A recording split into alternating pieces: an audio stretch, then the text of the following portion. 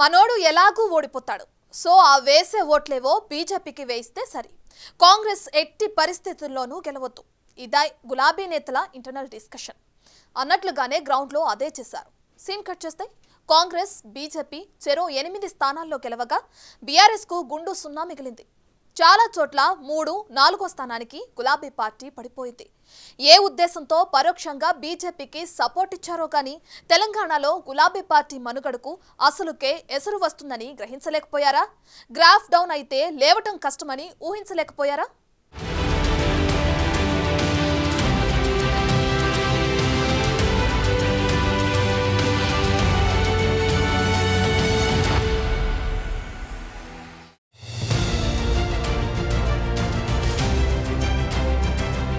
కమలం కోసం గులాబీల త్యాగం.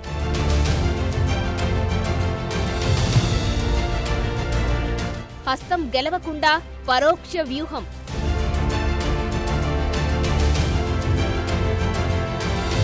ఏడు చోట్ల డిపాజిట్ కోల్పోయిన గులాబీ దళం.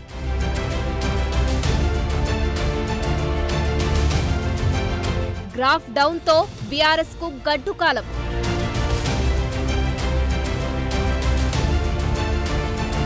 తెలంగాణలో కారు మనుగడే ప్రశ్నార్థకం.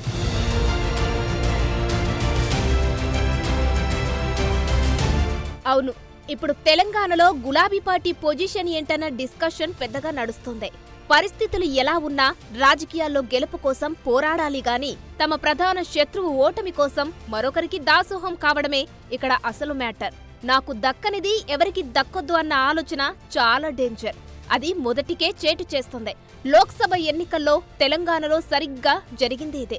ఇటీవలి అసెంబ్లీ ఎన్నికల్లో ఘోర పరాజయం చూసిన గులాబీ పార్టీ లోక్సభ ఎన్నికల్లో మొత్తానికే చేతులెత్తేసింది. అయితే వెళ్తూ వెళ్తూ అధికార పార్టీ అయిన కాంగ్రెస్ కు పూర్తి నష్టం జరిగేలా దగ్గరుండి బీజేపీకి సపోర్ట్ చేయడమంటే పొలిటికల్ సూసైడే అంటున్నారు విశ్లేషకులు. ప్రపంచంలోనే అత్యంత అవినీతిపరుడు చంద్రశేఖరరావు అని ఆరోపణ చేసి ఈ దేశంలోనే కుటుంబ పార్టీ అవినీతి కుటుంబం అని ఆరోపణ చేసింది కేసీఆర్ పార్టీని, కేసీఆర్ కుటుంబాన్ని. వీళ్ళతో బీజేపీ ఎట్లా జట్టు కడుతుంది, ఎట్లా సమర్థించుకుంటారో బీజేపీ నాయకులు ఇప్పుడు ప్రజలకు వివరించాలి. వీటన్నిటి నేపథ్యంలో ఈ అన్నిటిని విశ్లేషించడానికి ఇంకా కొంత సమయం పడుతుంది. తెలంగాణలో ఉన్నవి 17 సీట్లు. బీజేపీ, కాంగ్రెస్, బీఆర్ఎస్, ఎంఐఎం పోటీ పడ్డాయి. గత అసెంబ్లీ ఎన్నికల్లో 39 సీట్లు సాధించి పరువు దక్కించుకున్న గులాబీ పార్టీ లోక్సభ ఎన్నికల్లో మాత్రం ఆ 39 సెగ్మెంట్లలో కేవలం 3 సెగ్మెంట్లలోనే మెజారిటీ కనబరిచిందంటే పరిస్థితి ఏంటో అర్థం చేసుకోవచ్చు. మిగతావన్నీ హ్యాండ్సప్. పొలిటికల్ సూసైడ్ ఎలా ఉంటుందో సమకాలీన రాజకీయాల్లో బీఆర్ఎస్ ను చూస్తే అర్థమవుతుంది. 2023 నవంబర్కు ముందు అధికారంలో ఉన్న పార్టీ, తెలంగాణ రాజకీయాలను శాసించిన పార్టీ. కానీ ఇంతలోనే ఎంత మార్పు! శత్రువులు ఎక్కడో ఉండరన్నట్లు సొంత నిర్ణయాలే శత్రువులు అవుతుంటాయి. ఇప్పుడు జరిగింది కూడా అదే.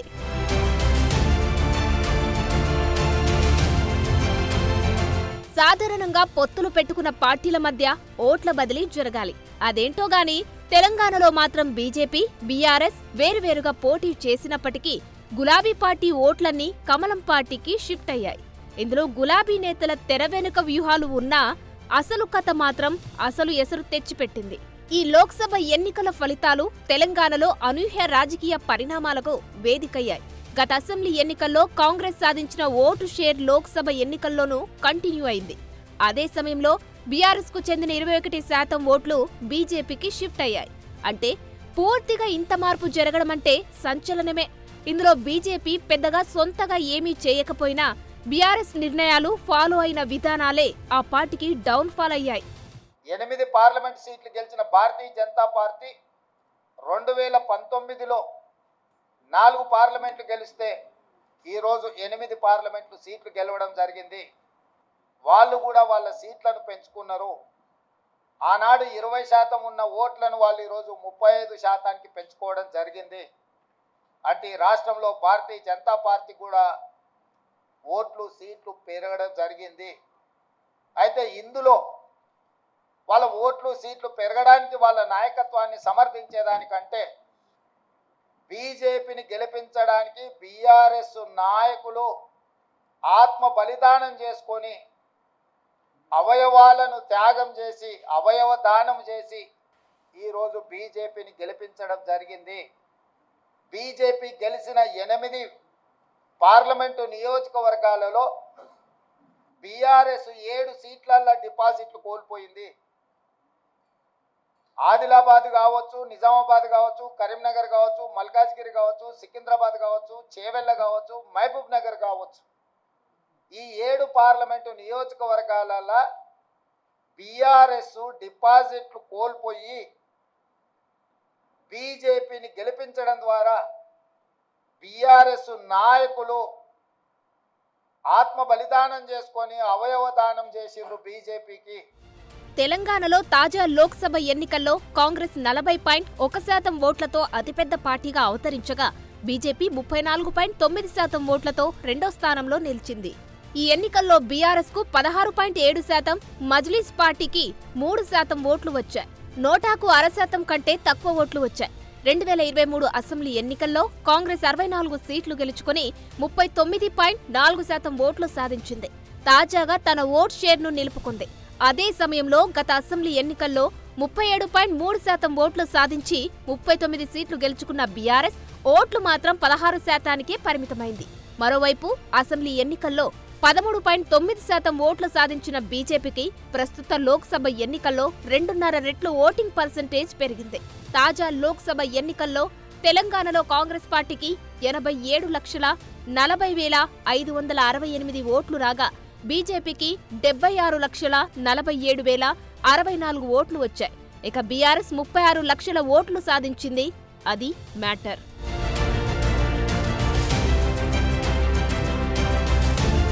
తెలంగాణలో 2019 పార్లమెంట్ ఎన్నికల్లో బీజేపీకి 19.45%, బీఆర్ఎస్ కు 41.3%, కాంగ్రెస్ కు 17.6% ఓట్లు వచ్చాయి. అప్పటికీ ఇప్పటికీ చాలా చేంజ్ ఉంది. సో ఇందులో అర్థమయ్యిందేంటంటే బీఆర్ఎస్ పూర్తిగా బీజేపీకి దాసోహమైందన్నట్లుగా డిస్కషన్ నడుస్తుంది. ఇది ఇక్కడితోనే ఆగిపోయే పరిస్థితి లేదు. ఇప్పుడు గులాబీ పార్టీలో ఉన్న లీడర్లలో చాలా మంది కాంగ్రెస్, బీజేపీలోకి వెళ్లే ఛాన్సెస్ ఎక్కువగా ఉన్నట్లు చెబుతున్నారు. ముఖ్యంగా ఎమ్మెల్యేలుగా గెలిచిన వారు తమ దారి తాము చూసుకునే పనిలో ఉన్నారన్న టాక్ నడుస్తోంది.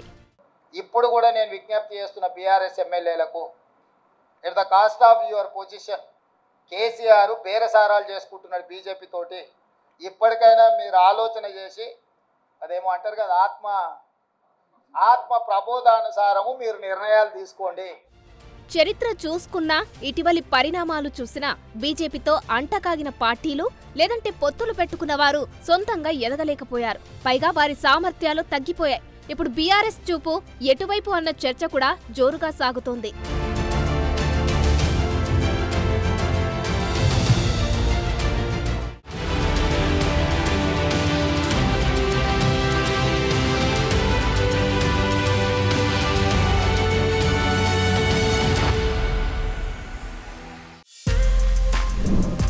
For more videos like this, subscribe Big TV channel.